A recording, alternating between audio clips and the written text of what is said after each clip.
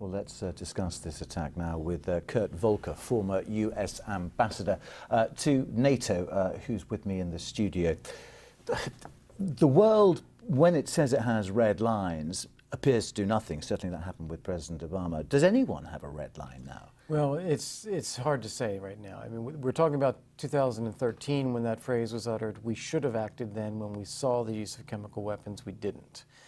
Since then, we've had a change of administration here. We obviously have a lot of allied governments that are concerned about this. We're in a coalition fighting ISIS. I think we are serious when we say we're going to destroy ISIS. I believe that.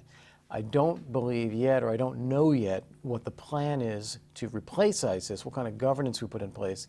And today's attack now puts another big piece on the table.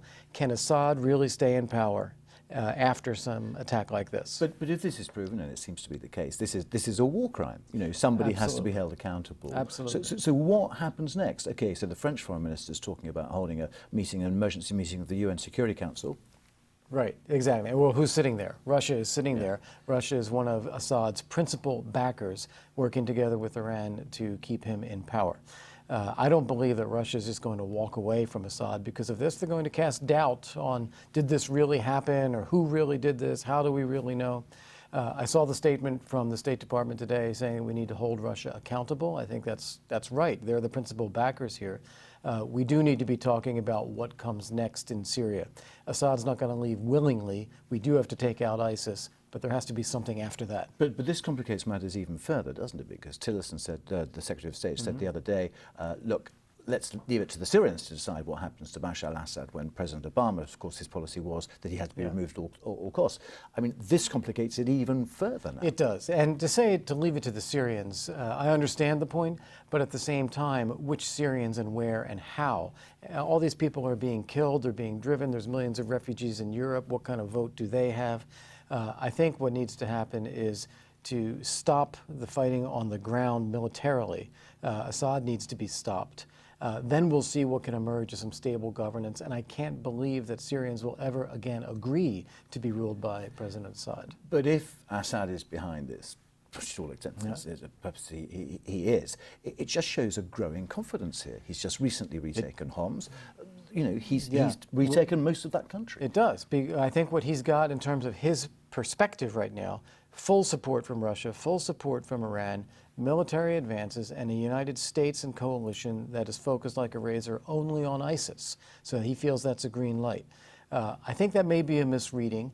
This sort of attack, as you say, is brazen, but it also shows how no one in the international community is going to be able to support him in the future. What should the Trump administration be saying now? It's voiced its condemnation of this with Assad and indeed with Russia as well. But what further steps should they be Well, I think what we need to be doing, and I believe that we are, I think a lot of this is happening behind the scenes, strengthening the coalition we've got against ISIS, bringing in a few of the regional players, including Turkey. Secretary Tillerson was just in Turkey, and trying to put together the building blocks of what comes next. We know we can take out ISIS eventually with enough firepower. The harder question is what comes next and how does that become stable? We need regional players with us to do that. And just when it comes to the investigation on the ground now, I mean, that needs to be done quickly, doesn't it, to show what was actually delivered, where it landed, and then you can actually say, look, we have a case here. Yeah, there will be some things that'll be done immediately, both some observers on the ground and probably if there's actual flights that can be tracked that would have delivered this ordinance, then that would also be trackable from information that we would have. But that being said, I don't believe you'll ever get 100% conclusive, we have this proof that the Assad regime did this. Sometimes you just have to believe your own eyes rather than be looking for that extra bit of data. Okay, Kurt Volker, thanks very much, Steve. Thank you.